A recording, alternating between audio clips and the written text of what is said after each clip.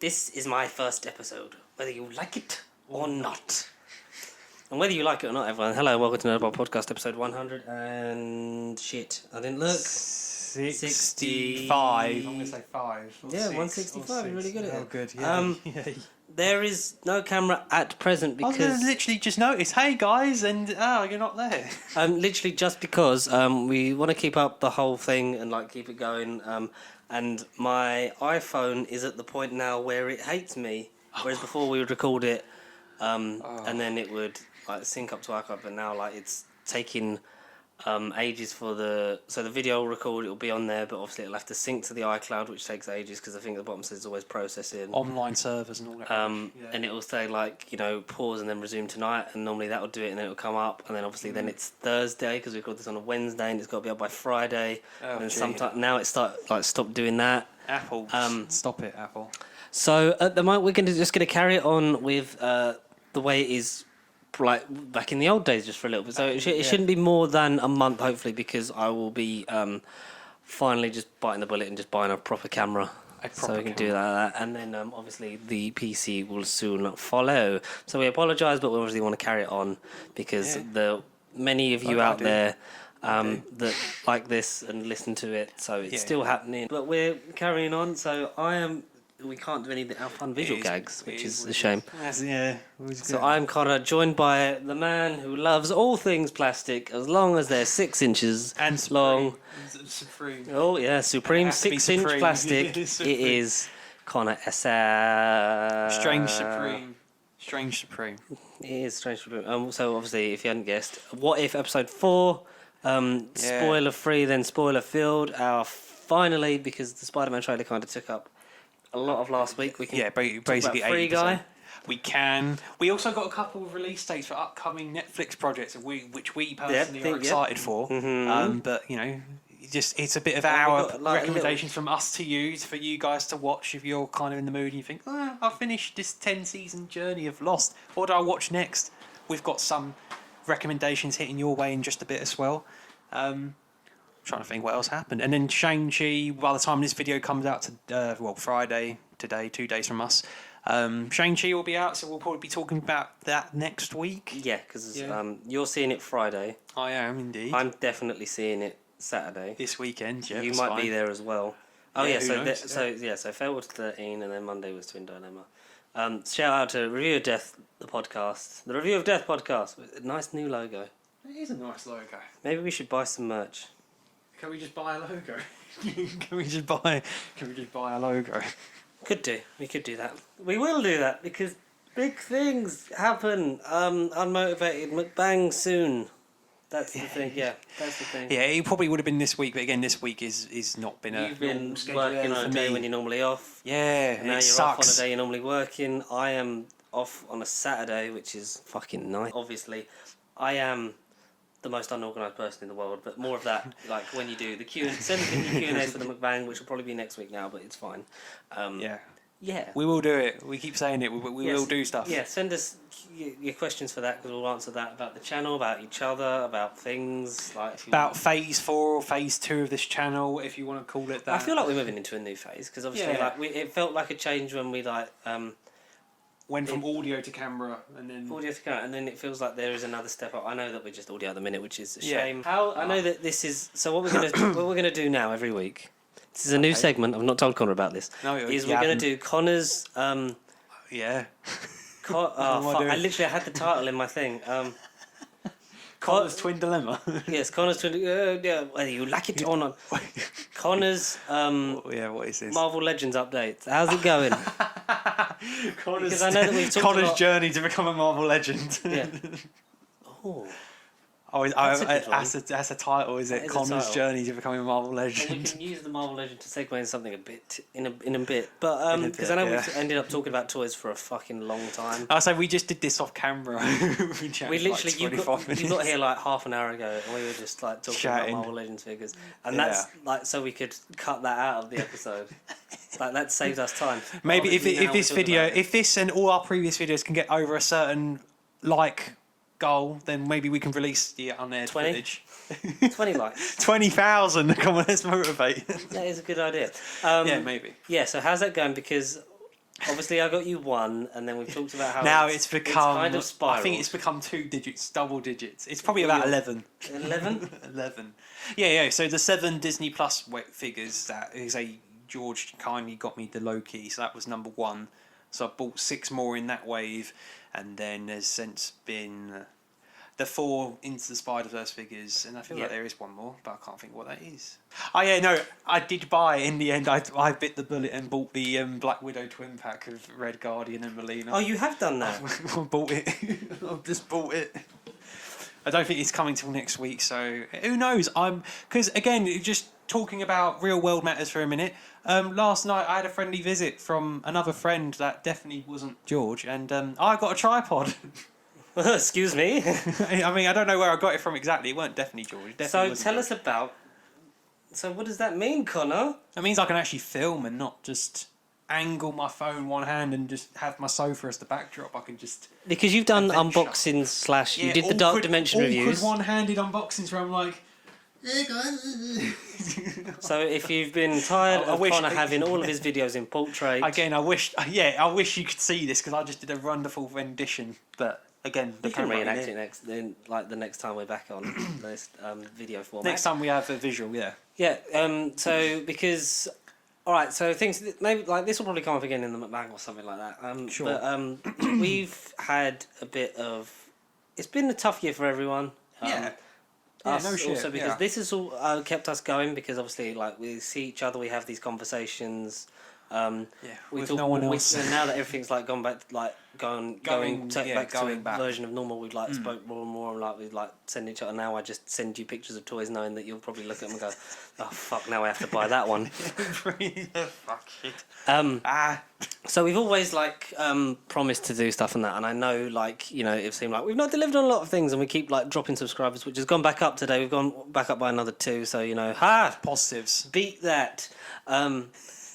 We obviously like this is for fun and we love it and it's sort of come out of nowhere, but it is a point where we want to actually put some effort in and make some stuff that we want to do. Make some things and just make those progression steps necessary for any channel, not just us, but for the next for any channel out there, whether they're further up the food chain than us, they're just like freshly starting and they just want to get their bit of momentum going and just we just need to take the necessary steps as a channel to get. And I feel like we sort of have like coincidentally with every birthday we sort of seem to do something. We sort of seem to make a change, and we're now making a change where because obviously for a long time we've been limited by not to quote Howard Stark in Iron Man 2, but we've been very limited by the technology of our time.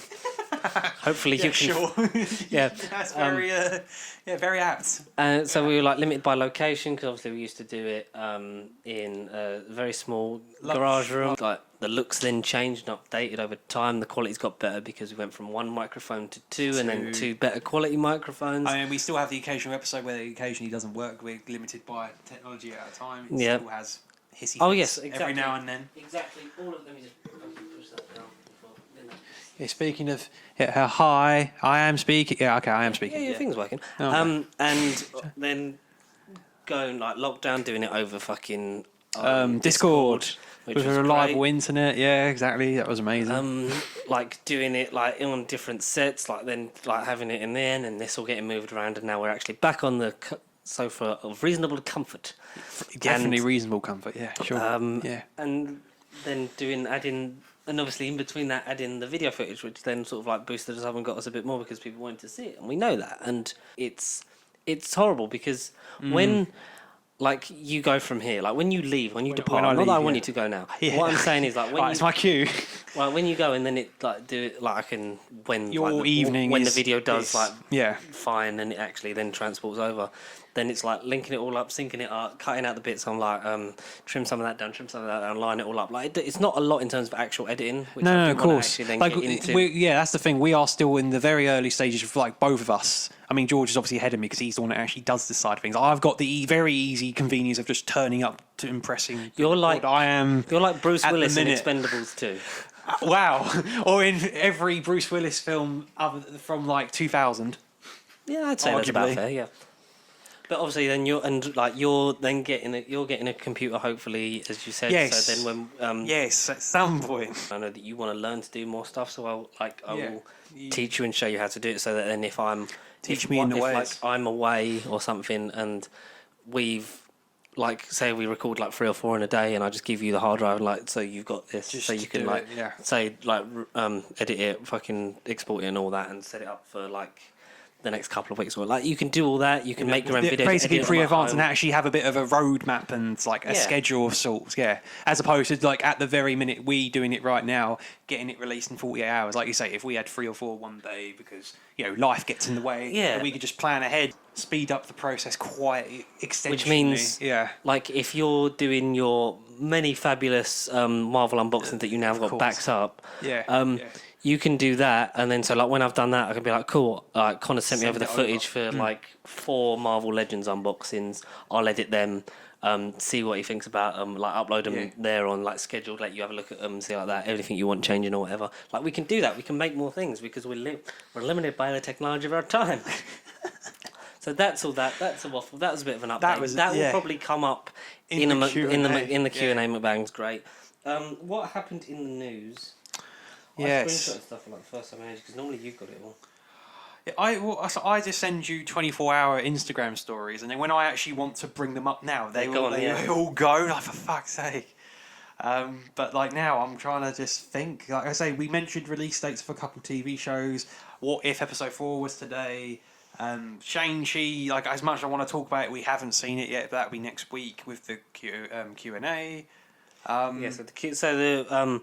Whenever we do the mukbang / Q&A, like we'll probably like chill in the other room. It'll probably be a slightly different setup, just so that we can like maybe have the PlayStation on like low in the background, so we're like sort of answering questions, just having like a bit of a chill out. Yeah. Maybe we'll watch. I don't know. Maybe we'll watch an episode of Inhumans. No, MODOK. We'll watch. Please. We'll watch MODOK. If this week was normal, I would have promised I would have finished to watch MODOK, and I just haven't. It's great, man. Yeah, have it on in the background. Yeah, actually, that'd be a great idea. Yes, I love that. Yes. But then Connor won't be answering any questions because he'll be just laughing his ass off at MODOK. Yeah, you'll just have to mute me, and then when I'm talking to the camera asking the questions, it'll just be you talking to yourself and people in the comments. What happened to the other guy? Like, where? Do you have the same voice? Is he with you? We got a final trailer for No Time to Die. I know we got that. Yeah, that was like yesterday or this morning even. Something like that. I don't know anymore. I don't really care. Very I know we sort of talked about James Bond last week, but it's like, I just want to make the world a little tidier.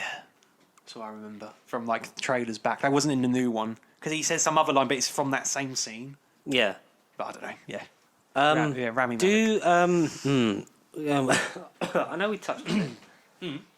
I'm still like, oh yeah, this movie happened. I'm not like, oh fuck, I need to see No Time to Die. Yeah, no. And even when they come out and said, yeah, like it's going to be another long wait till the next one, it's like, well, we know that because we had a long wait because of the pandemic, and it takes a long time anyway because MGM are always fucking bankrupt, so they always have to find someone else to finance their films. It's their all or nothing every time they release a Bond project.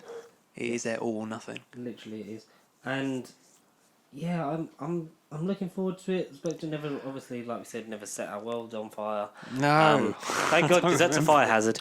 Yeah. I don't know. Yeah, Daniel Craig's last one. If we watch them all back to back, he's going to rapidly age throughout his. Oh, that's what I mean.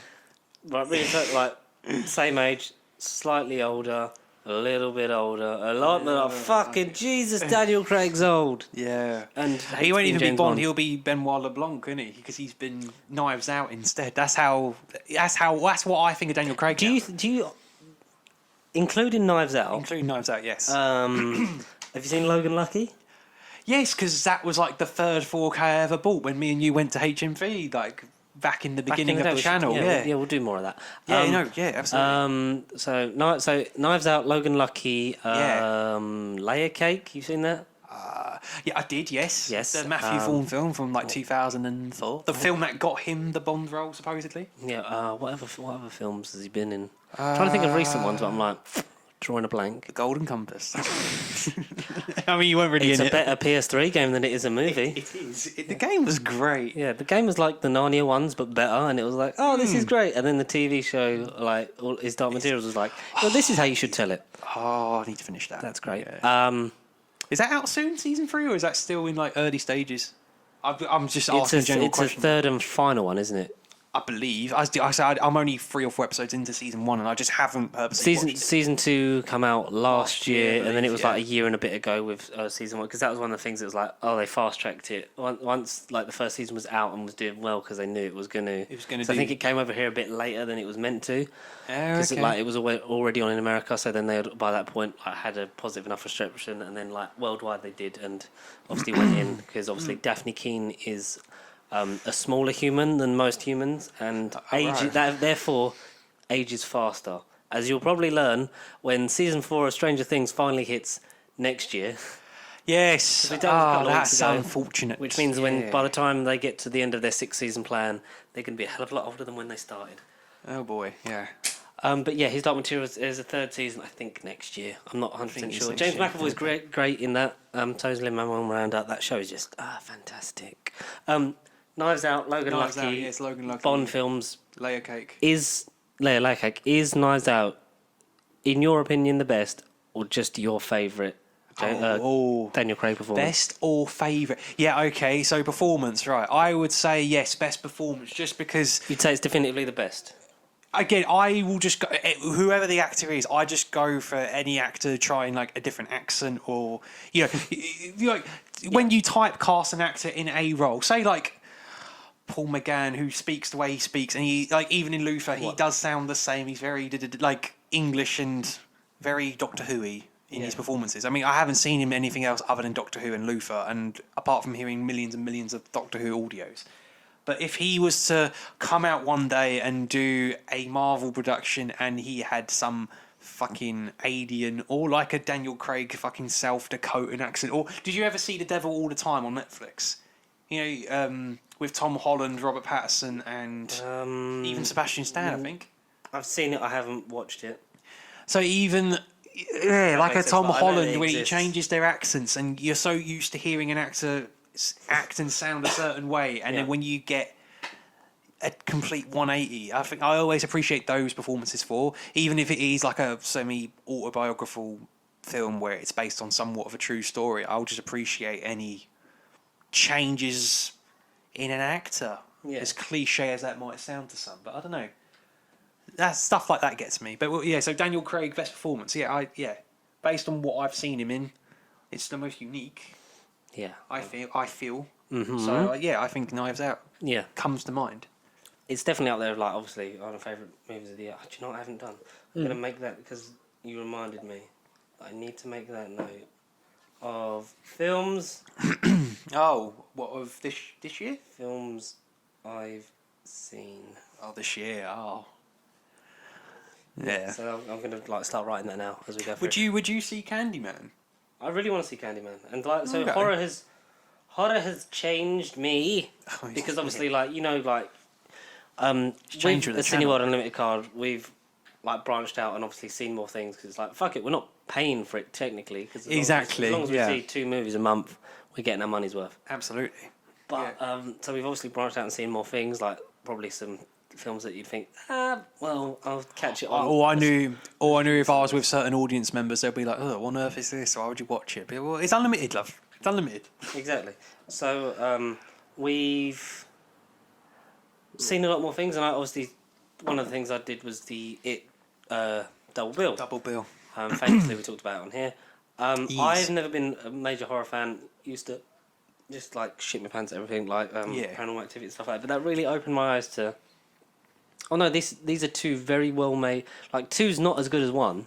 No, but these are 2 very well made horror films, and it's an interesting story, and it's still as good of a genre as any. And like that, Doctor Sleep, things like that. Doctor Sleep, yeah. And I've then like I watched more when I can, and like Candyman, like not just because what's his name, a guy from Aquaman. Yes, Yardul Mateen the second, isn't he? He's the lead. Yeah, he's the lead. Produced by Jordan Peele. Yeah. It's directed by Nia DaCosta, who is directing Captain Marvel 2 or the Marvel. Yes. I do kind of want to review it because I want to praise her cinematography. I'd see Candyman, yes, 100%. I would. What films do?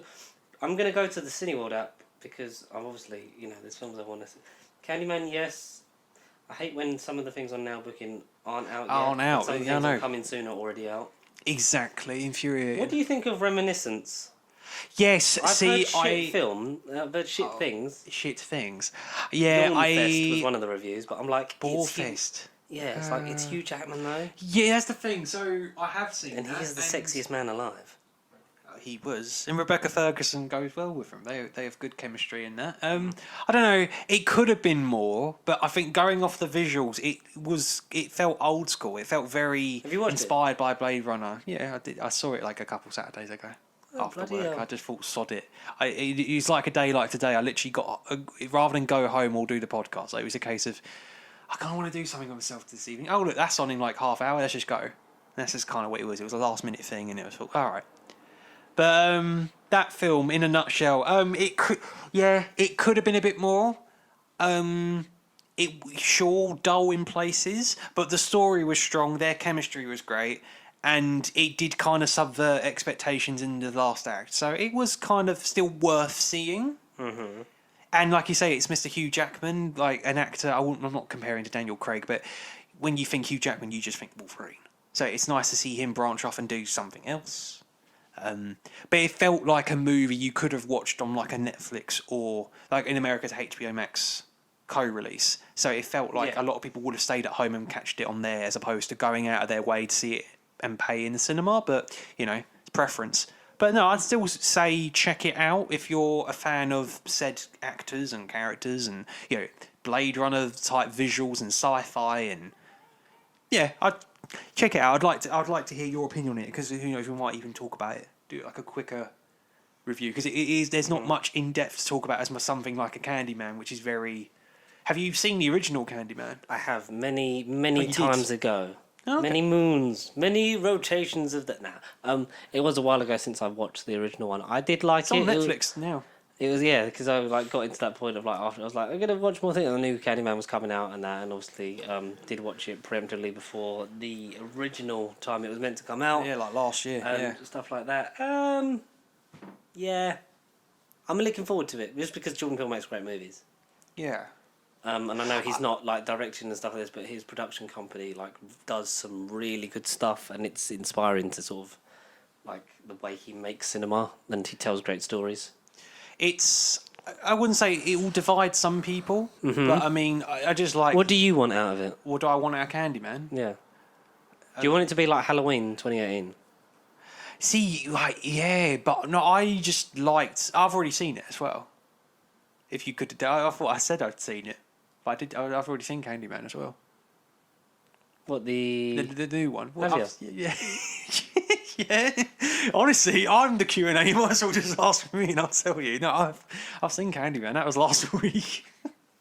What did I want from it? When did you? What was it? An unlimited screening or? No, it's already been out last week. It came out last Friday. Oh, did it? It's been out for like a week, something like that. I saw the adverts on Instagram. Well, it even might have been a Saturday even. So I assumed it was near. So I assumed it was like this week or something. Oh, no. 27th of August. Yeah, fair enough. So literally the weekend just gone. Fair enough. I'm trying to think what do I want from it. Well, I have to explain Candyman maybe on the Q&A or something, but essentially the story from the original, and it isn't just your average kill slasher like horror scary you're going to die type film. The story and the racial undertones and everything, it's more of a powerful story. And this new take on the Candyman, the cast are predominantly black, like the team behind the film are black.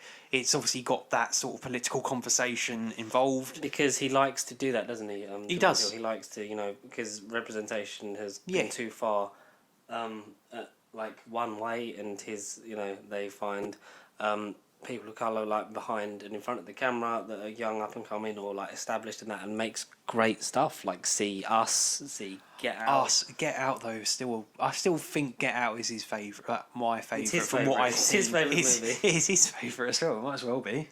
Big up your work. I still think Get Out is the best out of those three mentioned. I mean, he has written and made and been involved with other productions that I haven't yet caught. But no, Candyman, check it. It's just a nice. It felt more like a psychological thriller, but but there was creepy imagery, and the cinematography shot brilliantly. Like, I'm excited about the Marvels now, knowing that Nia DaCosta is the one behind the camera. She's got such a clear vision, and it's just gonna visually look like no other Marvel film. I'll just leave it at that. But you know, a film that was good. That was actually good, yeah. It was Free Guy. Oh, don't have a good day, have a great day. It wasn't a good film. It was a great film. My day was great after watching that film. Spoiler alert, we're just going to cover this. It's been out for a while, so you've probably seen it. Yes. Came out 30th of August. You were lucky enough to have it as your secret mystery. Should have been Candyman screening, but, it was fine. I saw it a couple of days after, so it was fine. Yeah, so 2 days before the release of Free Guy, you managed to see Free Guy in your secret screening, and you've now seen it 3 times. Yes. So spoilers for the Ryan Reynolds Disney film. Disney film. It's definitely Disney. What did you think about it? We'll just talk briefly on it. Briefly. What did you think?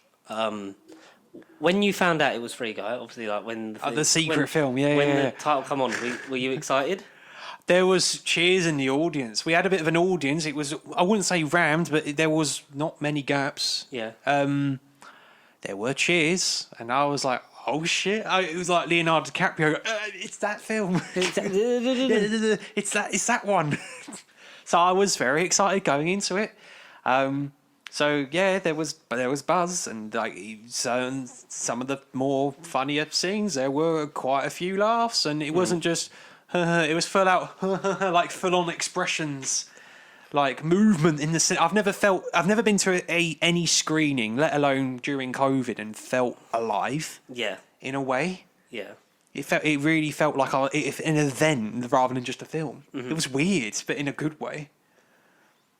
Good. But that was just like the one and only screening. If every cinema screening was like that, then that would just be the standard. But I reckon in America, yeah. Did you just, because obviously you would have just watched the first time, just like, fuck, just going to enjoy this, just going to absorb it in. Yeah, not think about it too much. Is it a film that stands up after your 3 viewings now? Yes. Yes. Yes. I just eat this shit up like Doctor Strange did in today's What If episode. I just kept absorbing it. It will never leave. Who was your favourite performer in this movie? See, before I went into it, I did a bit of research on Jodie Comer. Yeah, Comer. Notably from Killing Eve, but then she's also from, is it something like, not EastEnders? So she's from other show that I never watched. Is she something like EastEnders? I think Jodie Comer's been on EastEnders. I don't know. Maybe I got confused with many other actresses. I can't remember who she's from. Oh, My Mad Fat Diary. That's the one. Yeah, Dr. Foster, which my nan mentioned. Yeah. Yep. Yeah, I know. Please tell me your nan went to see Free Guy. No. Ah. Not yet. That'd have been great. Not yet. That'll be. She was in Waterloo Road, Hoby City, Doctor, Silent Witness, Casualty, medical, Law and Order crap, UK, yeah. Vera, Inspector George Gently. So she's been around the British television scene, obviously Killing Eve. Yeah. Her breakout. Yeah. Performance, and I guess since propelled on to superstardom, and she's in a film with Ryan Reynolds. She's doing Death on the Nile with Kenneth Branagh. Obviously Ray's mum. She's Last Duel with Ridley Scott directing with Ben Affleck, Adam Driver, Matt Damon. So she's kind of making moves. She's on the way up. She's making moves. She was great in this. She was great in this. Joe Keery was better than I thought he would be. Yes. Because what I worry about with Joe Keery is, it's just the hair. It's the hair, but also it's let's just do Steve again. Yeah. Yes, he did. When the film began, when he got introduced, I was kind of like, yeah, it's Steve. And I'm not saying like he's going to do, like he's always going to do that or be that, or he chooses to be like that. Yeah. I'm saying that that's sort of what he's been pigeonholed into by people that are like, we need someone that's a young, good-looking sort of like protagonist. That, Steve Harrington. It's like maybe a bit of a knob, but like a redeemable thing, because he goes on a bit of a redeemable arc as well. It's sort of similar, like he works for the company that basically him and Jodie Comer made a game. Yeah, it was bought out by Taika Waititi and then shelved, and but he used a lot of their code and stuff in the game, and that's like the propelling point of the story. It's like she's trying to prove it. He's ended up working for them because obviously he needs a job and he's got debts to pay off, and even though he's like, you know, you can go up to programming, like, you're much better than this. He's like, kind of comfortable around because he deals with all the complaints. Yeah. I mean, he goes, no, And that the thing of, feedback. like, just sitting there, just, like, accepting his life to then, like, changing and then, obviously, you know, joining Jodie in the fight to find the, so the whole thing is they're looking after the bit of the game that he's left in there, like this old... A bit of code, the like, old there's rooms data, from Twitch. yeah. There's a lot of Twitch streamers in this. Yeah, real life influencers, yeah, which I thought was interesting. We weren't on it, which is a shame. No, Which is a maybe shame. in Free Guy 25. I think we must have missed the call. Yeah. But Kit Harington must have taken the phone from us that day. hello, is that Ryan Reynolds? Oh no, but my wife Rose Leslie like to do it. You know, when Eternals comes out, that's all I'm going to do. It's going to be you trying to talk about Eternals and me just doing Kit Harington and his voice. So, His voice. yeah, so he kind of, like, he goes on that sort of redemptive arc thing again. Obviously, Guy, is played by Ryan Reynolds, is a character in Free City, very much a GTA, like, look, this is a thing. Very much The Sims as well. The Remind me of Sims The / Sims. GTA. It's basically, I think there's a bit in there to relate you to sort of every game, like, no matter what generation, because they do like a Fortnite bit towards Yeah. the end. Obviously, there's that link, which is obviously one of the biggest games in the world at the moment. You've got the GTA aspect, like you said, The Sims, even like Need for Speed Underground and bits like that, those Totally, kind of yeah, stuff. with the cars, yeah. I was worried about them realising the video game world, but I think they do it so well, especially like with all the like So the intro. believably as well. Yeah. Like the intro bit is like, that's not even his car or his wife. Yeah. And I was like worried that that narration at the top, it was a bit like, so is it going to be sort of like this? But then no, it goes on this whole sort of journey and story, and it's great. But and I like the way like the characters jump or like get their weapons and things like that, and like the ones that would just walk into the door because obviously they're lagging out and they're Yeah. stuff like that. It was like the small attention to detail. It's like people have really studied video games and sort of made a world that's like you want to sort of you want that to be a game or to Totally. be in that world. Just be like, fuck, this That's looks what I mean. mental. And that's where I felt like a couple other people I was with the first screening, they didn't understand what was going on until like a good 60% going into the film. Really? Just because they're not gamers, they didn't get. Who's not a gamer? Oh, well, my mum. I was thinking of your friends like they play games, right? Come on, they've heard of The Sims, they've heard of Grand Theft Auto. No, it's just, I'm not saying my mum has never heard of Grand Theft Auto. She knows, she's aware of it. I mean, I didn't play it till I was about like 10. Something like that. Yeah, exactly. So yeah. So No, your mum, but who my else? mum basically, because it was a secret showing. Basically, everyone I knew. Obviously, you would have been there otherwise. But I think I was working that day. a lot of people I knew were there with me that day. So because it could have been a crappy rom-com, it could have been a scary horror, it could have been anything. So I took basically like my normal group of people I go out with anyway, and my mum was His real there friends. anyway. Oh, real friends. Off-camera friends. They were Very there. nicely avoided. My mum was there, so it was kind of like sod it, everyone could just come. Because like literally when you were like some people didn't get it, I was like, I swear you play Call of Duty with Liam, and I've played. They know Star how Wars, to use a gun. and I've played Star Wars Battlefront. They know what a lightsaber with is. you and Ed. So I know, which spawned one of the best things you've ever said on headset. Which is like, so I think so. It was like Oh, what's this? when it was. I think Ed was having a conversation with his girlfriend like about like something, and then someone said about a hug, and then you went, you just went in the best way. Just I'll give you a fucking hug in a minute. Honestly, dying. We need to get back on Xbox together. That was good. Like that's there. For And the hug, in the stream. The hugs are relevant because Ryan Reynolds had a hug at the end, so that was a relevant pun. That was That was a good. it reminded me of like that time we were playing Battlefront and you were running around going 2 kills for Krennic. When we were literally trying to earn all those things for the fucking God, good times. We need to play Battlefront again. Off-camera fun. Yes. Jeez. Streaming fun soon with Connor and George. Maybe some other guests. Who knows? Yeah, well, we'll plug the Xbox back in. Yeah. Because I literally haven't used that in fucking ages. Probably since I got my PlayStation, so about Shit. Oh dear. Spent 500 quid on a box, but no, I have used it. I'll plug it back in. Shame that Taika Waititi didn't try and buy it off of you. He's a douche. He's a douche. I think some of the Interesting douche. Yeah. yeah, I think if it wasn't Taika Waititi, I would have hated it. That's what I think. Yeah, the character was intentionally insufferable. unlikable, insufferable. Yeah, if you He's like. a Yeah. prick. horrible. But he's a very good mockumentary fake of a real life. Well, I say real life because we haven't worked in any gaming company just yet. But I assume a lot of offices are like that to some extent. Yeah, like the free flowing things, like the desks and that, and the weird cereal room. Like it's very sort of like, this is like fucking hipsters and the clothes he wears. Yeah, exactly. Yeah.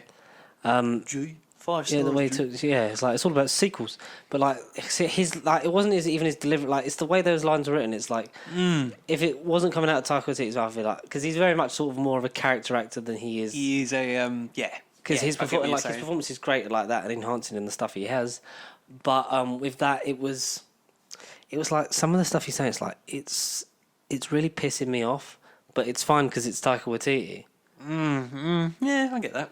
Like the whole like Albuquerque boiled turkey stuff, and it was like shit like that. I was like, yeah, I'm glad it wasn't anyone else because I would have immediately been like, what the fuck? Like, fuck this bit. I'm sort of like zoning out, which like I got over obviously because like it's Taika but I feel like you could have written that part better or got someone else to play it in a different way because it automatically becomes silly when it's Taika, so you don't.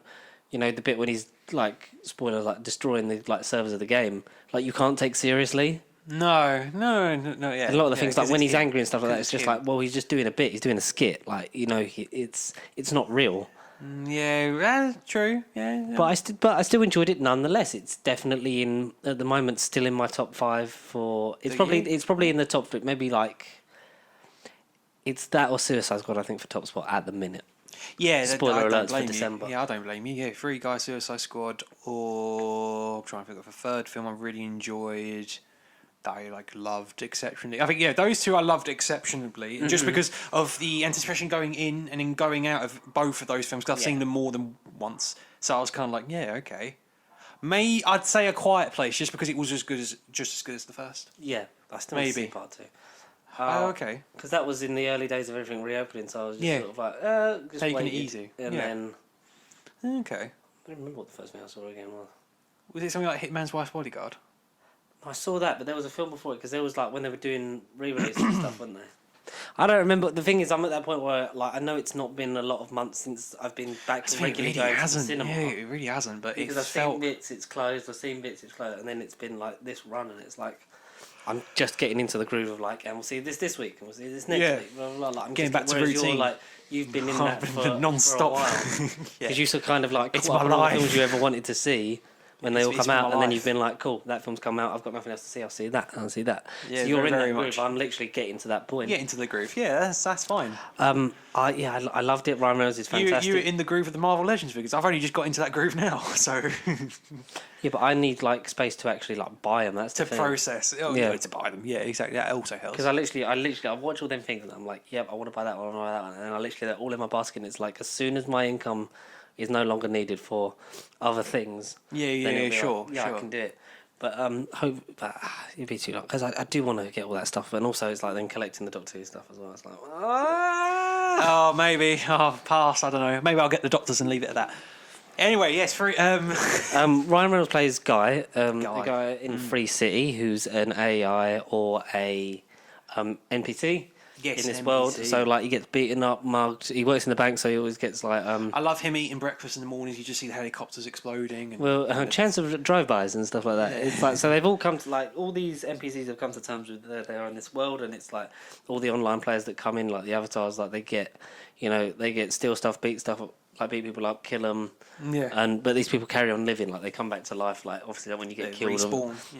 So they'll always respawn. But like they just get on with their lives. They're not really questioning it. It's sort of like the way it's always been. Yeah, routine. Until he sees Jodie Comer. Girl, sunglasses, girl. You don't talk to those people. Yeah, because when they got the people that got sunglasses on, that's like their heads up. The HUD. Yeah, the heads up display for the online gamers.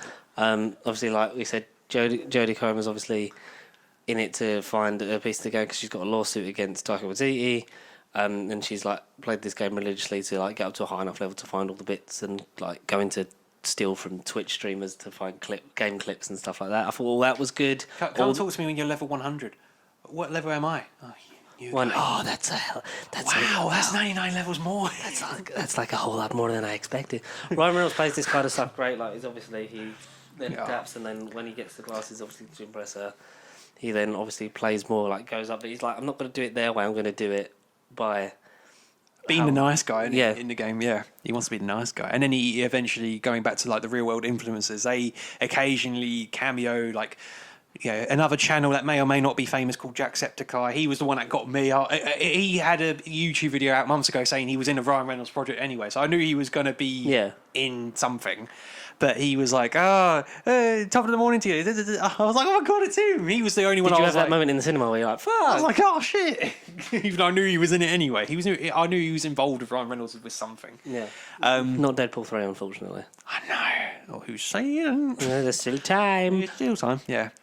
Yeah, so you had that, and I think all that real world element of it, like it blended well, like the laws and like the traits in video games, like with the gamer clips and stuff like that, and the stream, like, who are you talking to? It's like my audience and like stuff like with because Channing Tatum. Like, that scene, but that scene in particular. Channing Tatum was, like you say, in the beginning, with the whole. That's not even his wife. Yeah, that's not even his wife. And then he cameos, near the beginning again. But then he has an amazing scene, which we'll talk to when we get to it in the plot, because that was the scene that made me think, this movie. That was the scene that kind of turned it into me, because I went into the movie thinking, okay, yeah, cool, funny. It's going to be fun. Gaming, it's gonna be comedy. It's Ryan Reynolds, so you're going to get something out of it and enjoy it. Definitely the best movie out of the whole gaming. If you want to talk about films that are based on games. I mean, this isn't based on any particular game as such. I wouldn't be surprised if they brought out a game like this. Very much so. Yeah. Even if it was a GTA update, like it wouldn't be surprised if you did. Well, Saints Row, Saints Row, the GTA, clone, really good series. Well, it's getting a reboot. It's out in January. I haven't seen anything of it. I just knew it was in the air. It's rebooting. Whether it's definitely a reboot or I hope it's a fifth one, because the way. Okay. Have you played? No, I'm way behind. I'm on the third one. I did 1 and 2, and then I'm way behind on 4 is one of my favourite games of all time. I've perfected that on 360 and 1. Oh. So I got that when that went on sale. The definitive like the re-elected edition, they called it. Yeah, that's the one that was remastered for the Xbox One. I got that along with it came in the bundle with Get Out of Hell, which I don't think's on its own in a thing anymore. That's right. That's just basically longer deal. It's like the Miles Morales to this is PS5 Spider-Man. Yeah, like that. And that's one of my favourite games of all time. Like, it's so much fun. It's ridiculous, especially because it started off as a GTA clone, like in 1 and 2, and then 3 it starts to get more silly, and then 4 is just like, we just take the fucking wheels off this thing. Keith David's amazing. You have sex with all the members of your crew as you find them, because you're in the Matrix. You have to break every one of your original Third Street Saints crew out. Oh. And you, like, when you get them all on the ship, then you can have sex with them, and it's weird. That's an achievement to do that with everyone, and it's like... but any the president as well in number 4, and he has superpowers or something. Yeah, he's president. So you become... Because Kenzie hacks the simulation... So you're all held in a simulation of the same town, but because, obviously, like, it's all digital, she hacks it so that then in the simulation you have superpowers. So then you acquire them, like, you get more, like, super speed, flight... Well, not like flight, you get like a glide, so like you can super speed run, jump, and then sort of like glide over the thing, strength and stuff like that. So because you gather different orbs and like that's your whole thing, leveling up your powers. It's such a good game, and it's so funny and well written. And I do need to play it. You do need to play it. And one of the voices for your character is completely customizable, as in since the third one. Yeah. And one of the voices you can select is just Nolan North. Oh, okay. Which is good because obviously Nolan North was every fucking voice, game protagonist. A lot of people at that time. Yeah, a lot of people. And like now it's like Troy Baker, but hey ho. Yeah. So that's one of my favourite games of all time. That's it's rebooting. We don't know for definite if it's let's start this again, because I know we got the Agents of Mayhem, which was made by the same people. But it was more like Fortnite-y in the way it was like presented. It was like, this isn't a... It was a thing. I remember I played it at the time and I haven't played it since. It was one of those games. It wasn't bad, it wasn't great either. Yeah. It was just kind of there. But I love 4, and I hope it's a 5, and they carry on that trajectory, or they start in terms of continuity sake, they very much Rick and Morty, they rip up the continuity throughout it. because Keith David played a character like in a previous game, and that character meets Keith David, so it's just Keith David play. It's like, doesn't he sound similar? It's like, nope, never, no idea what you're talking about. Very good, very good. Yeah, so that's the kind of edge we were saying that is in Free Guy. It feels very much like it's akin to those kind of worlds, and like the laws of the world as well, like, you know, the way everything works, and like all the technological aspects of it. Like, it makes sense. Like, if you were in that game, you would get it, and you would be able to play it. Oh, totally. You'd be like, I could totally see it as a game on my TV. Yeah. Like, if, like we just said, if they release a game similar to this or akin, or if they even make a Free City game on console, I'd certainly play the hell out of it. I would. I'd play the game at the end as well. Yes, with the eye. Well, yeah, we'll get to that. Yeah, the game at the end. The Sims DLC. Fuck it. This is the first 20th Century Studios film, because this is part of the acquisition from Fox by Disney. So obviously they're not 20th Century The Fox first anymore. one, like you said, when you First asked one me, I've seen the logo. logo. Yeah, It has the Fox intro. I was like, oh, that's the... Wait a minute. 20th Century Studios, because that's what it's been renamed to, because obviously now they own that part of Fox. Yeah. As that goes...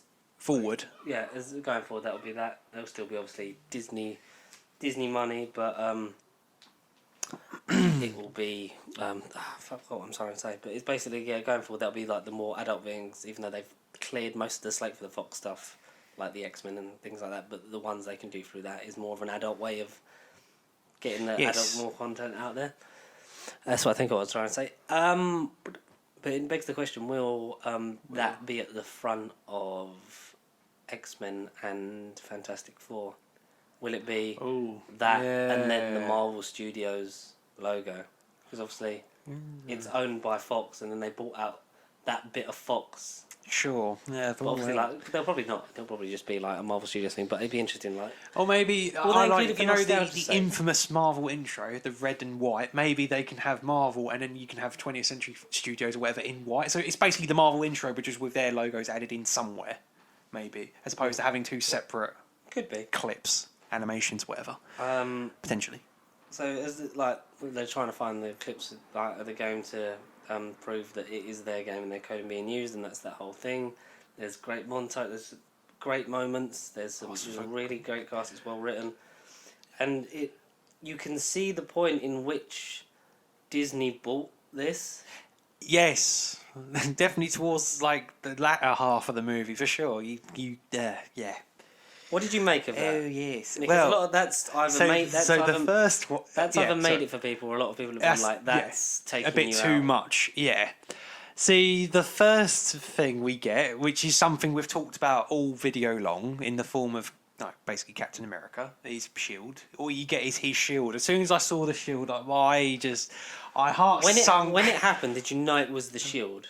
No, I just thought, what on earth is this? And so there's a guy called Dude who's because obviously like it gets popular that he's going around doing before the movie came out, just to add more context to it. There was a video Ryan Reynolds basically. It was played before in the trailers as well, wasn't it? That's what I'm saying. Yeah, he was just a random vignette, and at the end of this vignette, it said "Free Guy," and jokes about being on steroids and not being able to fit in the Deadpool suit, didn't he? Oh, exactly. And it was just like, I've been at this for 1 week, and my body's going along nicely and whatever, and it's just.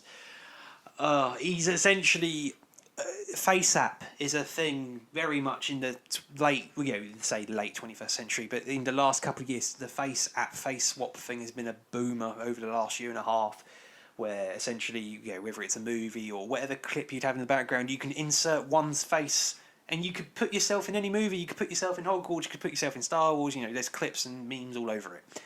So whoever came up with this idea, I fucking commend the fuck out of them, because they decided to put Ryan Reynolds' face on some, bodybuilder, six-pack dude, surfer dude, typical American ideal man. Catchphrase, and put his face on this ripped athlete's because body. His character's become so popular that they've made like a new one, because people, they're like, it's definitely an online player, but it's like, no, because the numbers haven't changed when you kill him.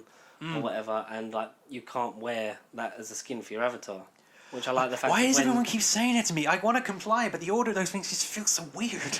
Like when Joe Keery and whoever else is in the office, that other guy, when they go in, is their avatars. It's Joe Keery dressed in the outfit that he's chosen for his character. Like I like that. Sexy bunny cup. Isn't that a bit too much?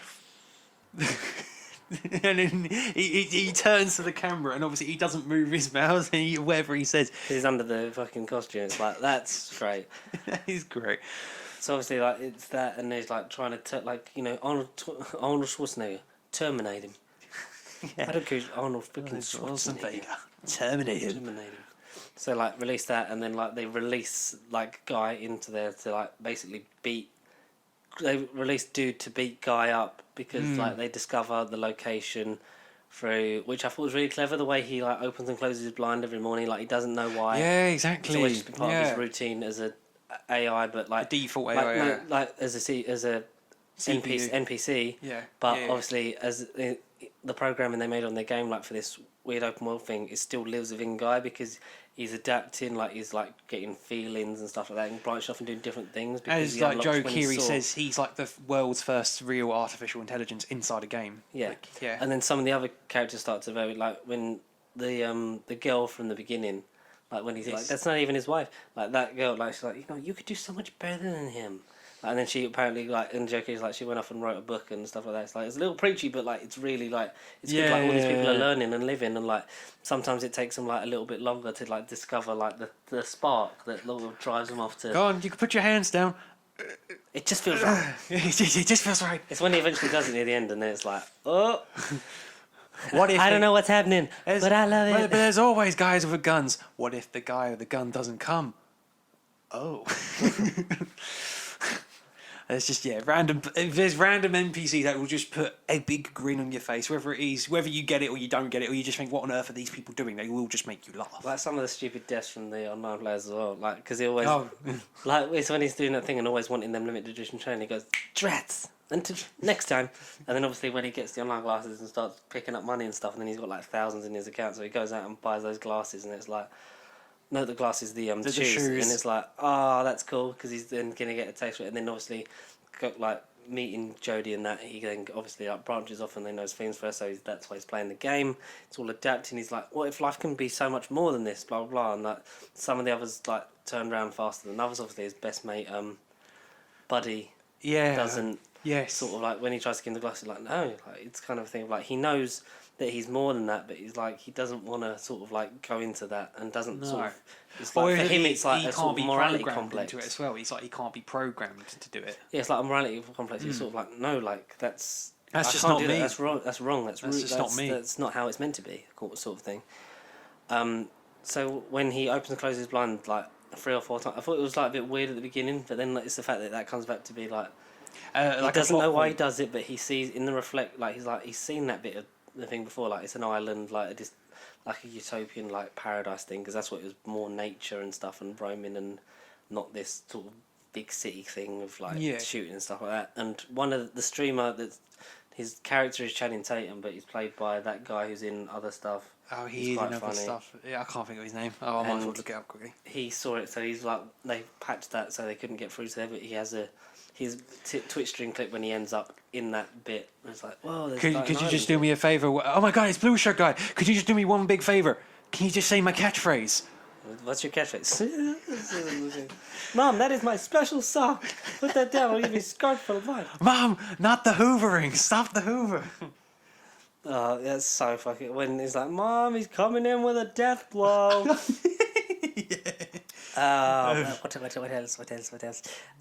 why you The guy, player, Channing Tatum player. Yeah, he sees the reflection of that island just when they're at a certain point. So it's like he hasn't painted out the horizon completely in the reflections. Like he's done the background, but like the reflections still show the original thing. So they go out to the sea, manage to get like a bridge built out there, but before he can get across it, like he's confronted with Dude, and Dude's like starting to beat him up, and then you get he's coming in with a death blow, where his arm is just red.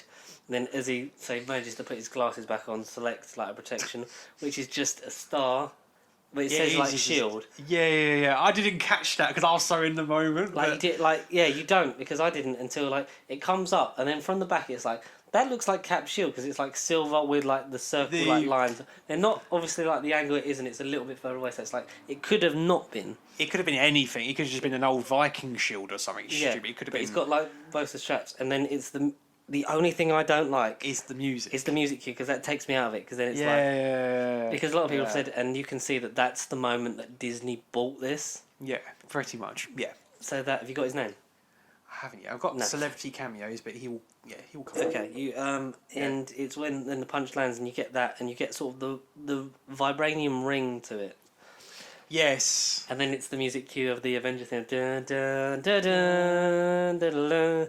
And it's so you see the punch, you see from behind, so it's from behind the shield with Guy holding it, and you see over the top like dude's face as like his fist has hit it, and it's like that all, and then it cuts to the front, and it's him sort of giving him the eyebrows behind Captain America's vibranium shield. Yeah. To which there's a brilliant, I think my favourite cameo in the whole thing, which is Chris Evans watching it, because obviously no one's playing it because Taika Waititi's booted everyone from the game, like all the online players, in an attempt to like snuff it out and bits like that. But Joe Keery's streaming it, Yes. so everyone's essentially watching an elongated cutscene, but like they know it's, it's this AI thing, like it's this character like doing it himself, and everyone's like willing him on, and you see all the Twitch streamers watching it, like Jodie, Joe, all that. They're all watching it as well, and Chris Evans is watching it in a cafe somewhere that looks similar to the cafe from Knives Out. He does, doesn't it? It's like, I even thought it was the same cafe in the beginning of the film. I thought, is that like a real? Is that like based on a real thing. Yeah. Could have been. Could have been like, I don't know. It's just him watching it going, drinking his coffee going, what the shit? Yeah, that was incredible. And then we get the shield pulls away. He's sort of like, dude is still in shock. So is Guy to a point, but obviously it's like, so they're playing it off as, like with Fortnite, which we'll get into, because Fortnite had skins for some of the Avengers. It had like the Thanos thing where you'd find the bits and then get the gauntlet and then you'd be Thanos. Harry Kane was a character in it for some reason during the Euros. Yeah. Jesus. You've had the newest updates like Superman and Snake Eyes was a character as well lately. Lately? In I don't know. I've not Fortnite, seen a video on it because I've seen when they did the update and it was the Superman and then Rick. Sanchez, and it was like, those are two very different people to pick. Yeah, exactly. Yeah. But he's drawn like he is in Rick and Morty, so it's like, oh, that's quite cool. So it was felt like one of them like limited edition add-on things of like, have this Captain America skin for your character. Like when you pre-ordered Spider-Man, you got like the Homecoming suit or something. It was one of those ones. Right. Okay. Just a different. Cause it felt like one of those like just to add on like a DLC thing for the game that you've either bought or like bought and paid for, or it's like a free add-on update. It wasn't like one of those.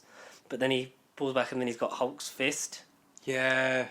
Which is textured to Avengers Hulk. Normal Hulk. Avengers 2012 Hulk, I think. Yeah. It looks like that, not like... Because he sort of looks the same, but it's just like darker tones and stuff like that when you get through to Ragnarok and things like that. He sort of changes a bit, but obviously that's more in the face, less in his hands. So he punches him. And then... gets sent back, and then like another bit sort of like on the pier by the shore, and you get another Disney thing, didn't you? Oh, in the form of is that a lightsaber? Well, not because you get another music cue that you get so you sort of get him looked at like he's selecting, but this time you don't see because I think on the HUD it would have given it away, but you get the thing like him looking down and then he just looks up and just sort of smirks, and then you just see. And then you get another thing, and then it's like you guys, that's a lightsaber. It's like, yeah, we know that.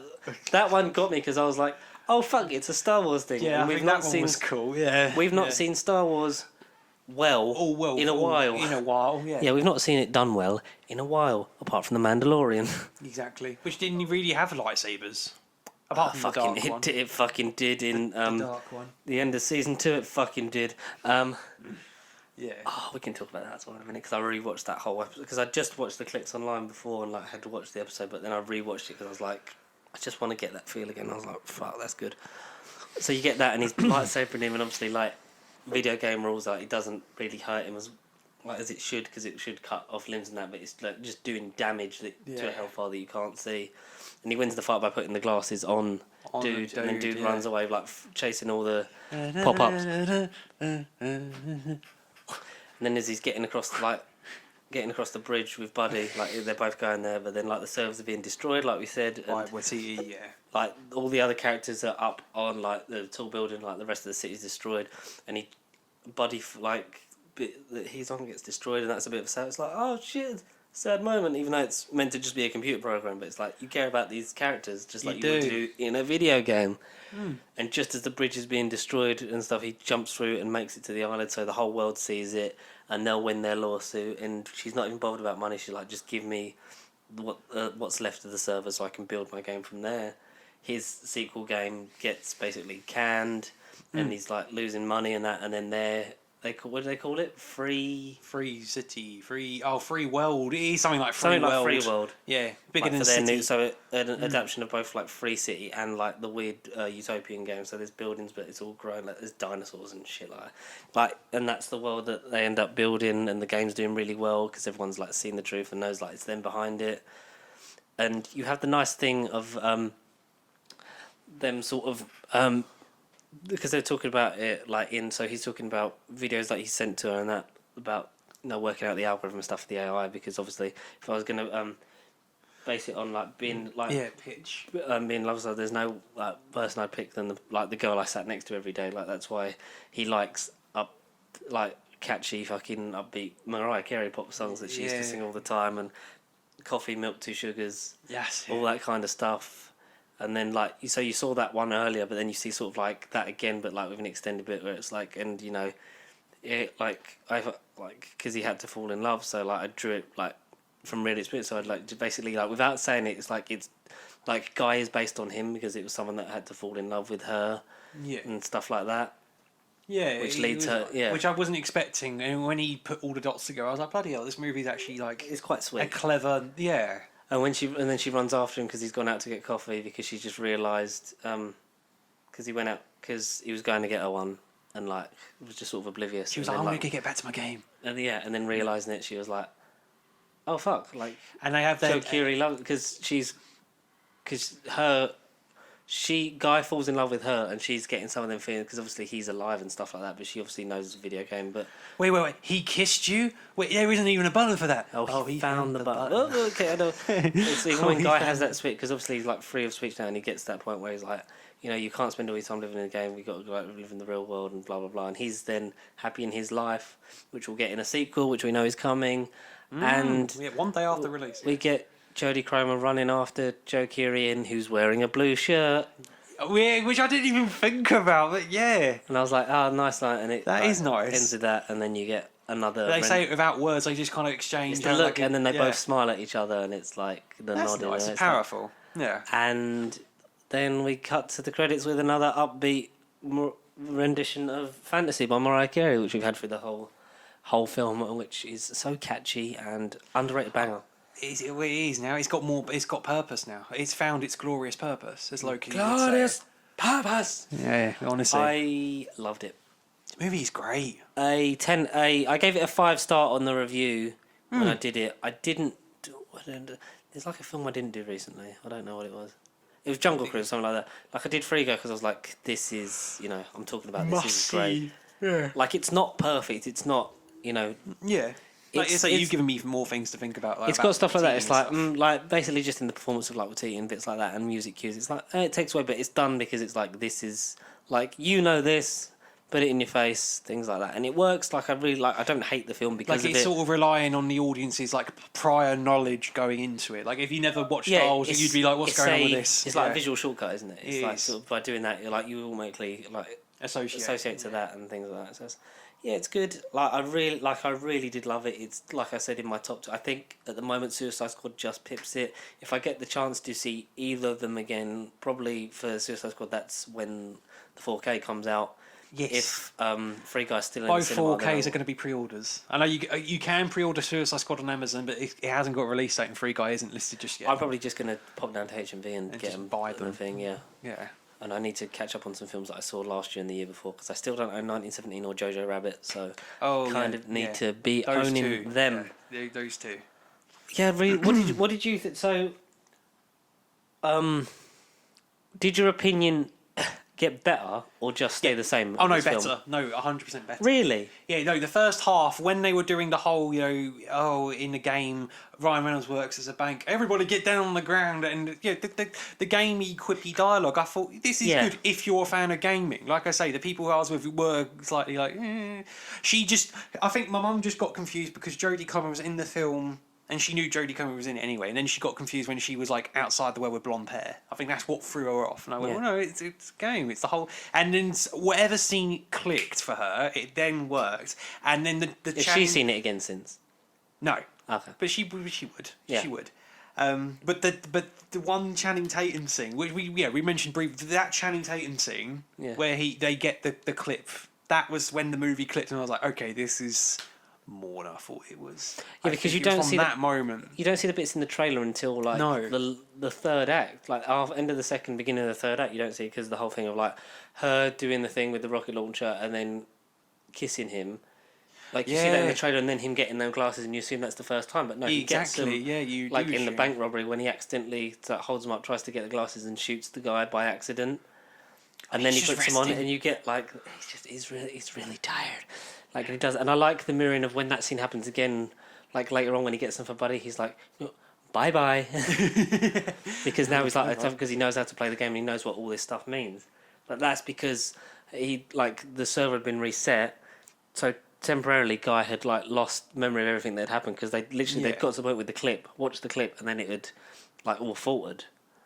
So that had had almost reset him. But then it's her doing that, so because she knows that then kissing him then reopens that thing, and then he remembers everything and that had happened. Yeah, restarts the algorithm. And he's sort of like, oh shit, like that's what happened. That's who I am. Blah blah blah. True love prevails. That is kind of the motif behind everything. Did it look cool? I feel like it looked good when he comes in on the motorcycle in the fucking base. Yeah. It's so good. I like the fight choreography when he's inexperienced and like as that adapts and stuff like that. And there's just his whole his mannerisms. When Jodie is fighting in that Channing Tatum scene, and he's just watching her like. Yeah, exactly. It's just his faces every time. But then he breaks the guy's arm with his knee. He's like, "Oh, I'm sorry. I am so sorry." Yeah, no. He Ryan Reynolds just plays himself as he's getting older. But I feel like, as it's getting a sequel, potential franchise, if it is just one other wonder, maybe, I feel like he's finally found something where he isn't just Deadpool, even though you could just say he's playing Deadpool without the suit, arguably, because that's just Ryan Reynolds' personality. But it's winning, it will get people in cinemas, and if you asked a random person on the street if you've heard of Ryan Reynolds, I'd probably say yes. So, I don't know, he's just one of those influences in the world. Yeah, he is an influence.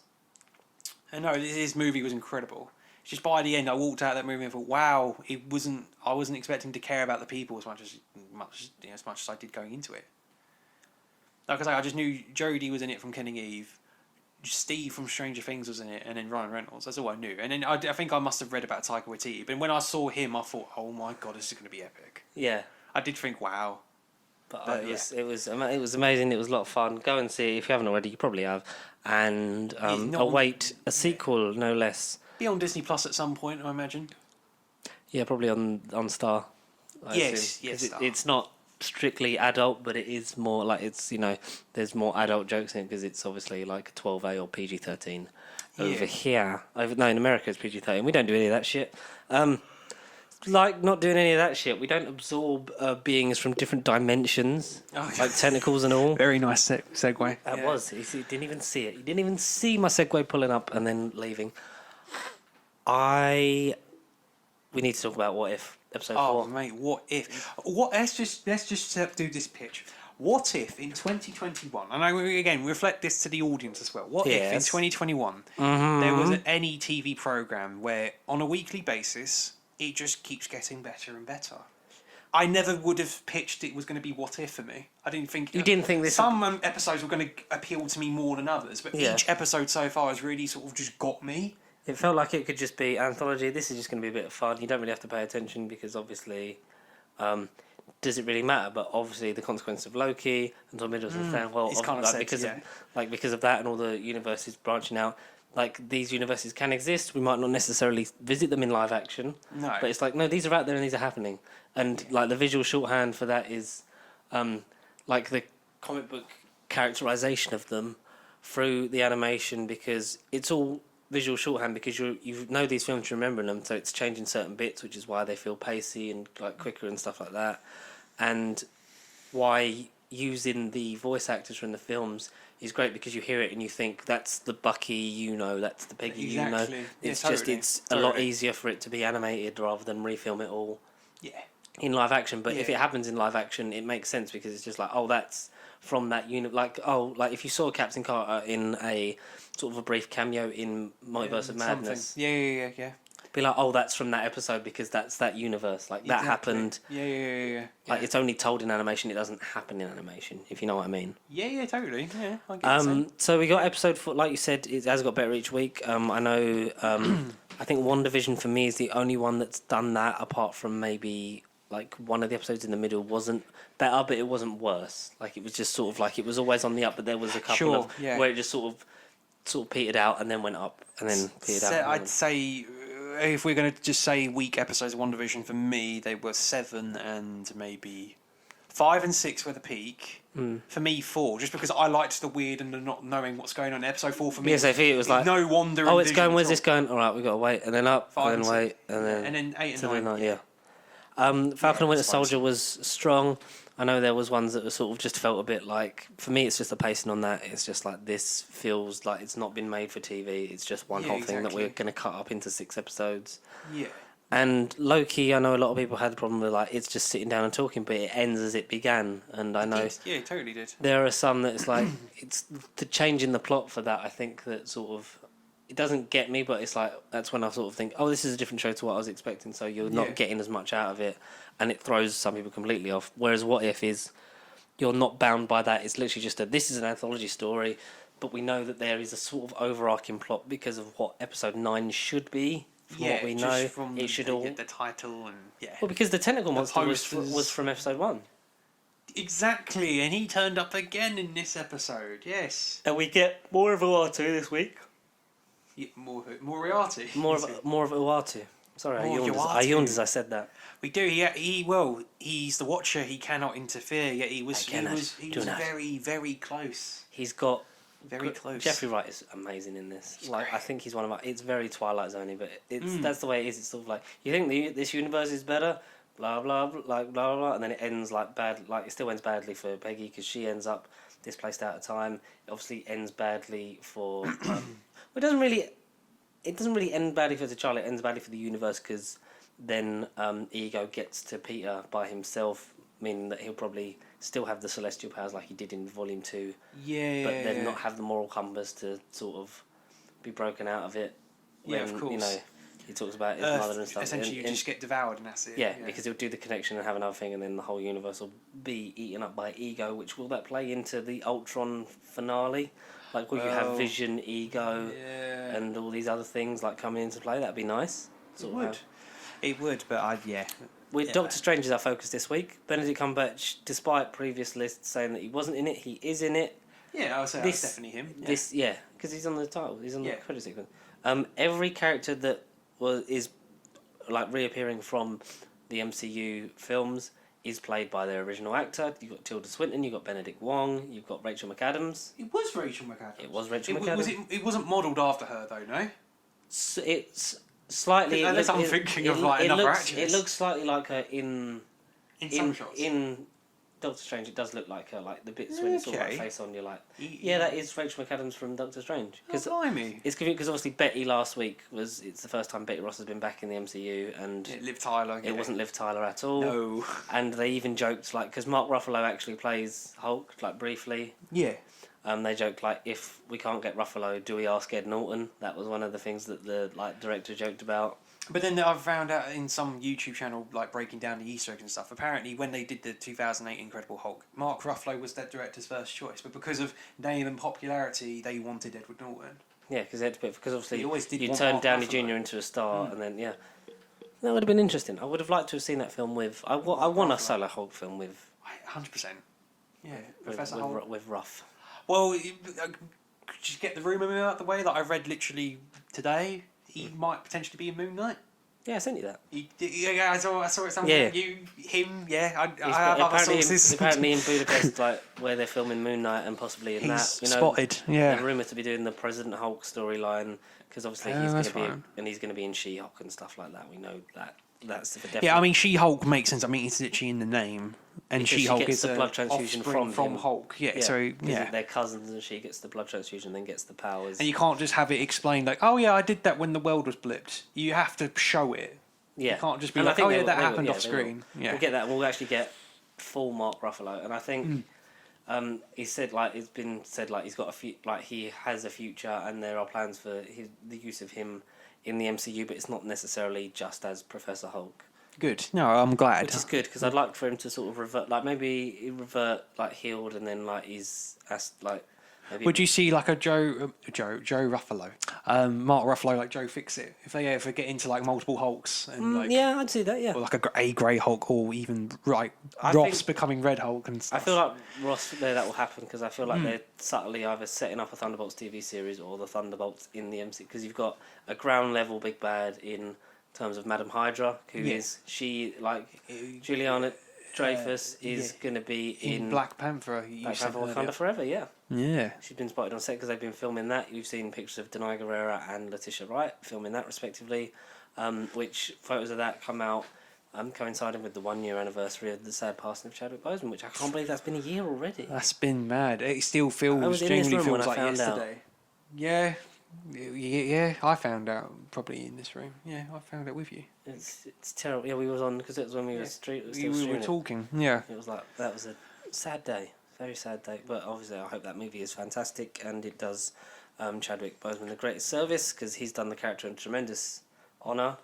Cumberbatch is brilliant as Doctor Strange. Who is this guy? Do you know what I was saying? This and concerns aside for Spider-Man No Way Home of Sure. you know, this is the third Spider-Man movie, and this time we've packed the most villains ever. Yeah, exactly. And, you know, Spider-Verse, but white, you know, very tone deaf. True. Apart from all that, And live I action. think Doctor Strange is now my favourite MCU character. I was thinking this, right? So 2016, I didn't Yes. see Doctor Strange in cinema. Did you not? I missed Ant-Man 1 and Doctor Strange. I think they're the only ones I missed, really. I was quite good at the MCU, but that's before I even realised that, this happened, before I even realised the before you MCU was... It's before you knew about this. I just kind of realised, timeline. like, oh yeah, these actors are in things, and oh yeah, look, it's Captain. But then it just didn't occur to me that Hollywood was much trying to younger cross boy. over. Yeah. I love Sam Wilson Cap. I love Sam Wilson Cap a lot more than I like Sam Wilson Falcon because Yeah, of course. in the films he was only useful in The Winter Soldier and then he became sort of like Cap's the quippy, right-hand man, Cap's quippy best friend who sort of like licked his ass a bit. Whereas you didn't as much as it was almost meant to be like to get to Civil War like a mirror of Tony and Rhodey. Like they never had that. That friendship was built up over the trilogy and then carried on. Whereas you sort of had that in the second film, and it's like, oh, they're best friends now, and like it's proven, and like you get the payoff of that in Falcon and Winter Soldier, and it's the point I'm like, I just want Anthony Mackie to be like this, to be written in such a way that is poignant and important and powerful and all that kind of stuff, and I really appreciate that. So I will grow to love Cap the more because I want to see more of that, and I want to grow to love him more and more as a character.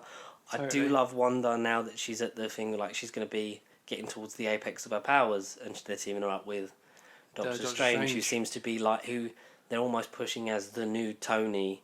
Like In a way, the Tony figure, yeah, sure. because he's acting like as a mentor to Peter in No Way Home. But that's where hopefully at the end, if this is going to be an early prediction of No Way Home, the film's going to end like Doctor Strange will have somewhat of a cliffhanger because it will lead into Multiverse of Madness. Yeah. But Spider-Man will be resolved, but then he'll be like, look, I don't need a mentor. I've done space. I've saved half the population, but I just need to be a friendly neighbourhood Spider-Man. And like, I don't want to be an Avenger.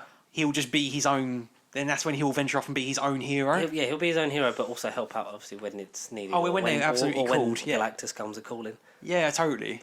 No, but that's when he will then realise he doesn't need, not that he doesn't need or want the mentor figure. He doesn't need the attention. Like, I think what we're going to get in terms of the dynamic between him and Stephen compared to him and Tony. That was weird. I'll allow it.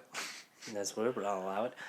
Is that they get on. There's chemistry because we saw a bit of that in Infinity War, and obviously Strange is grateful because otherwise he wouldn't do him the favour of doing the spell. You totally, yeah. Because Wong's like, it's too dangerous. He's like, yeah, it's like I'm the best wizard on the planet, motherfucker. Like I'm gonna do it. Leave me alone. You go off and be in Shang-Chi.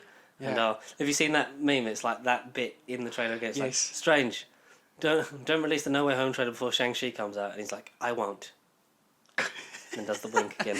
No, I keep seeing random quotes that nothing to do with Marvel. That was a good meme of that. I was like, because they get on and obviously like, you know, I'm pleased we saved half the universe together. I think we're beyond you calling me sir. Like all those kind of bits of that, and they link up well in the comics because They obviously do. he's used to the like even though this version of Doctor Strange isn't used to the weird world, wacky world of the multiverse. The arcane, yeah. But he's more equipped to deal with it, whereas Spider-Man's a bit like, holy fuck, like what's happening, and he's going to gravitate more towards Strange doing his magic and like, you know, relying on him to sort of like point him in the right direction and almost like have the plan. Totally, yeah. Whereas I think it's going to get to the point where like Peter has to do like the fighting and Strange almost has to sort of like do the magic around that to sort of like neutralize all the things crashing into each other. So something like that. Yeah. It's that's how, because it's a Spider-Man movie. It's not a Doctor Strange movie. Spider-Man's going to be the one front and centre. Strange, whether or not he almost like he's going to be a background player because we saw him a lot more in that trailer than we thought initially. Yeah. So he is going to be like with him doing the hand waving and the gesturing and everything. He'll probably have the second most runtime behind Tom Holland. Yeah, totally. Yeah. It'll be Which cool is to nice. see him like wave hands of like tentacle what's his name, Alfred Molina or like Goblin. Yeah. It'd be cool to actually see him like it'd be cool to see some of that. But it was cool to see him this week. Oh, we'll get back. We literally we literally are diverting. But yeah, as a character, he was kind of on his own inexperience in his own movie. Then we see him in Ragnarok, and he already had the suave and personality. Sure, that was just Waititi's direction. And he had the gloves, He did have the gloves, which he then doesn't have in Infinity War. Sure.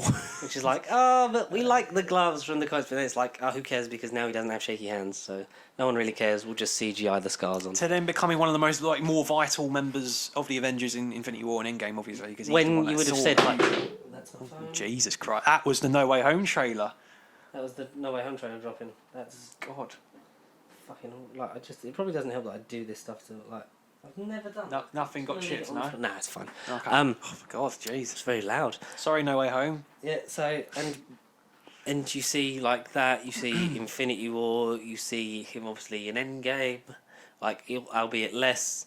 Yeah. And then you're going to see him in this, obviously his own movie, and hopefully a lot more because he's then, like we said, being used like the Tony figure of like, you know, linking up with Spider-Man, linking up with another character. Like he's powerful. Like when you would have said like the three people to take on Thanos, like if you just said who's going to be the main players in like defeating Thanos, it would have been Doctor Strange, Thor, because of like his new like the power level he's like excelled past since Ragnarok and past Infinity War with Stormbreaker and stuff like that.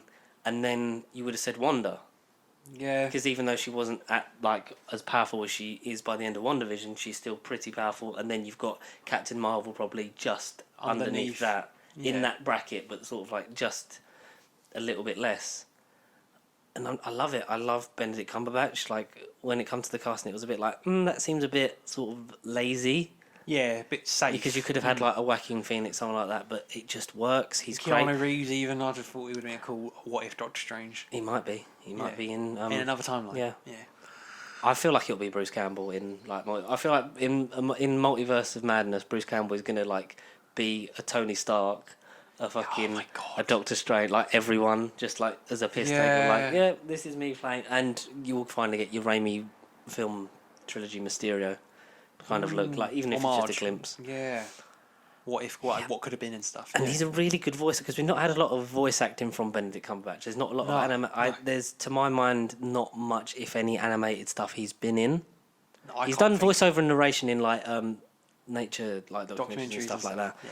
And obviously he's a fantastic actor of the stage and film. Yeah.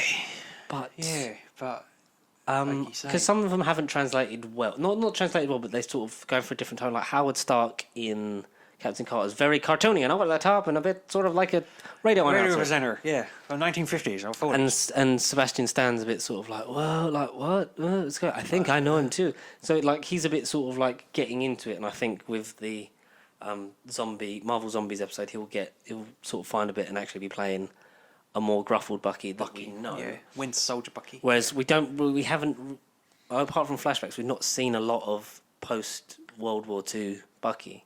We So haven't. it's a bit sort of no. like you detract from that because you're like, is that what it sounds like?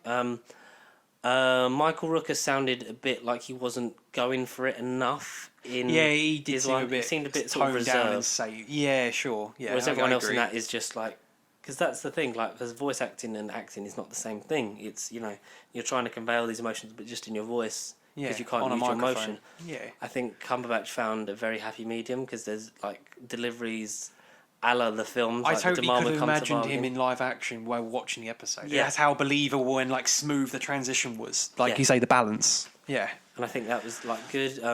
Rachel McAdams was great. I think Wong is just like Benedict Wong has one of the most easily translatable voices to anything. It's just like you can feel the emotional scowl he's performing at Strange.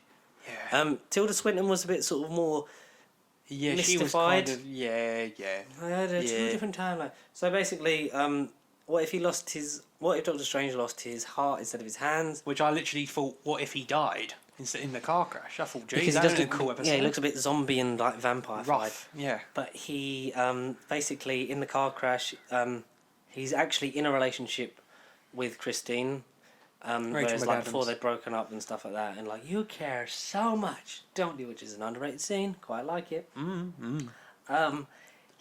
So then they're going to the gala thing, and instead of being distracted by looking at the medical reports on his phone, which you should never do while you're driving because you lose your hands and become a space wizard. Even though that last bit sounds fun, it's quite hard work. No, I But they're in the car, they're talking, doing the speech and that, and he then goes to pull out, nearly gets hit, but then slows down so much, and then the car goes into the back of him, and falls in the same way, and like landing on the same sort of like meshed fence like he does in the film. Yes. And obviously Christine dies, but he doesn't damage his hands. He doesn't.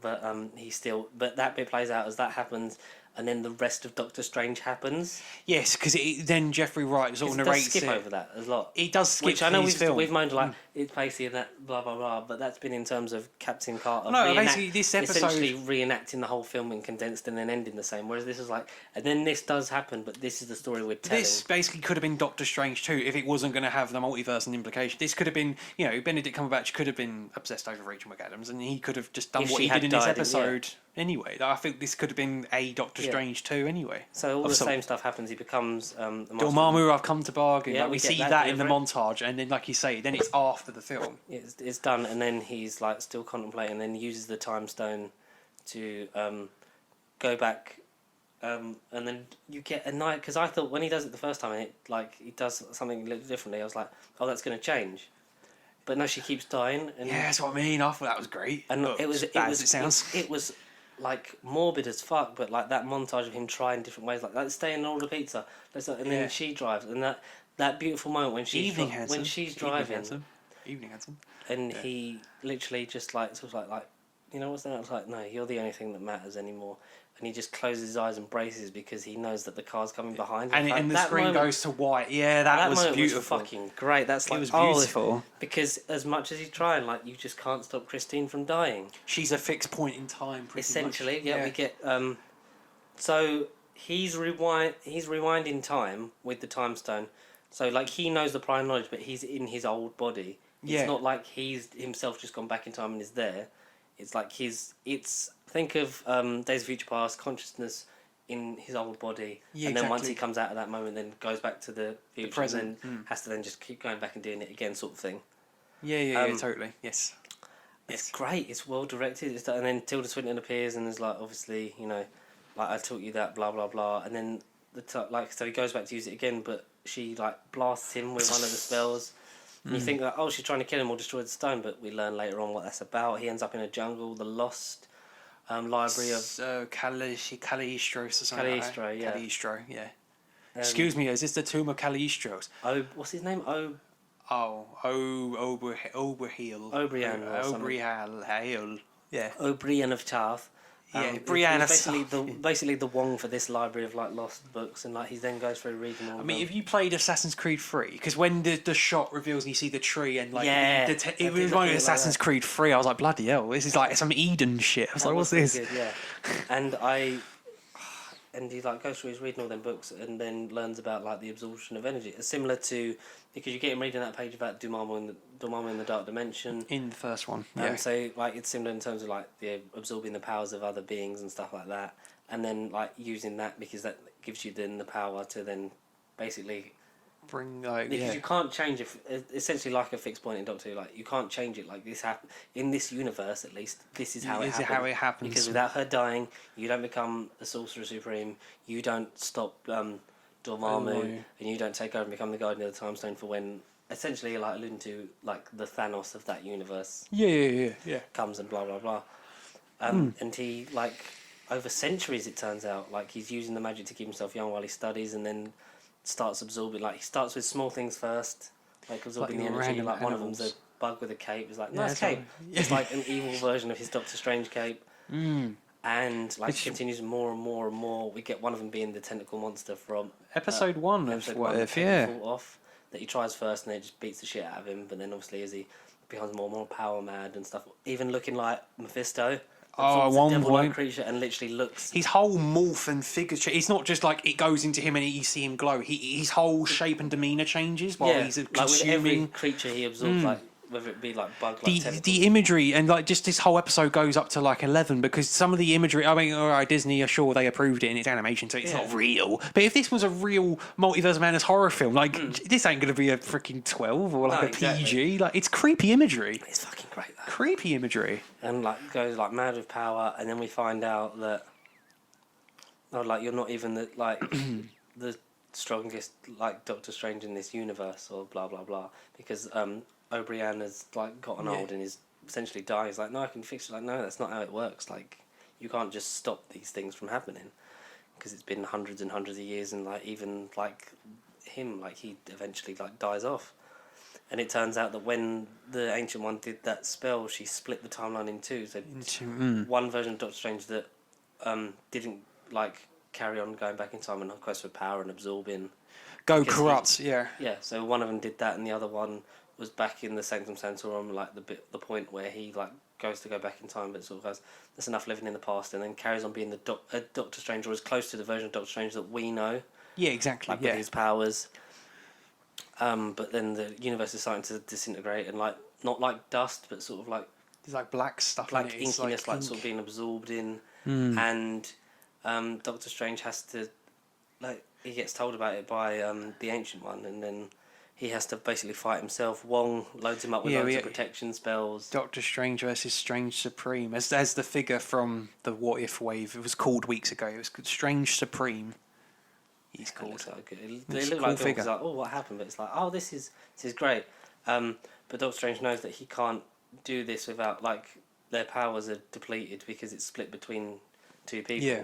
Because it's fractured a timeline, and but it's the last hope that the Ancient One gave, like, is to fight himself. You can't change your death no matter how hard you try. Like, it's something about giving up these spells. Yeah. You can't, you can't break the fractures of time. And he's like, well, look at how far I've become. Like when it was almost like a parody of like the Loki thing when the circle like goes around him. It's like, that's not good. No, it's not. And then falls through. Then it's just one going, good luck. Yeah, good luck. At the very least, they have to do it to save you, because it's like, didn't you love Christine? It's like, yeah, but like this world will die. Like he realizes that the other one doesn't. Everything I do is for Christine. Well, the other one doesn't until it's too late because they're having the fight. We have the cape off. Yeah, the cape off. Which ends with Doctor Strange's cape looping around Strange Supreme, but then being like disintegrated and ripped apart. And Strange gets absorbed into Strange Supreme, which I didn't expect. For full, jeez. It's like, this is dark and morbid, and I love it. I love it. DC, Zack Snyder's had an influence on the script. So like, what's going on? So he's done that, and he gets Christine out, but she's like fucking repulsed by his appearance. And she's kind of inky as well, isn't she? Yeah, so she's not really staying. Yeah, and then the world's just collapsing around him, and you see Uatu, like, you can stop this. You're basically I'm not a god, and neither are you. It's like I am a watcher, and I cannot interfere. Yeah, because you get that bit before. Like, I could like go down there, tell him, like, advise him, but I cannot interfere, and I don't even. And I like the thing of like, and I doubt he'd listen because he does. Very stricken mode, and you get that thing of Uatu just letting this reality crumble and disintegrate because he barely keeping it alive with this spell, but it's going and it's shrinking, and then You, it's gone. I It stops sense to your shrink. presence. Please help. Help, you're basically a guard. You can start. It's like, and it ends up with like we don't know whether Strange Supreme is gone himself. But Oh, we know yeah. because he's the only one not disintegrating. Yes. Everyone else is, and the Gone. universe is gone. So will that play into the Guardians of the Multiverse finale? Who knows? Hope But we so. got a bit more of the seeding, more of a war 2, and more of sort of seeding of like, oh, this is sort of going somewhere. This will go somewhere. There is a bit of a grand. It felt like the WandaVision effect, where sure you're watching it every week, and whether or not you read the list like we did, you think, oh, let's just tune into this week's episode and see what's going on, and who's going to be in it today. This is the episode where like the turning point and the momentum shift is there, and you're like, oh, there's something grander. Yeah. Even if it is just for this show, like hopefully it does get out of the show and eventually venture into the MCU, or at least in Multiverse of Madness to some degree. But I don't know, Benedict Cumberbatch. Yeah, it's the best episode. I don't know, just the coolest episode, most visually satisfying episode. Yeah, definitely. I just loved it. Favourite one, I think. Yeah. Oh, honestly, just such a good episode. It was a fantastic piece of television, and I can't wait for next week. I don't remember what next week is. Oh, Don't know I if you've can't got the original off the top list. of my head. It'd be down back a bit. It was WhatsApp. You sent me that on, didn't you? Probably. I don't know. I send a lot of things. You do, to be fair. God blimey.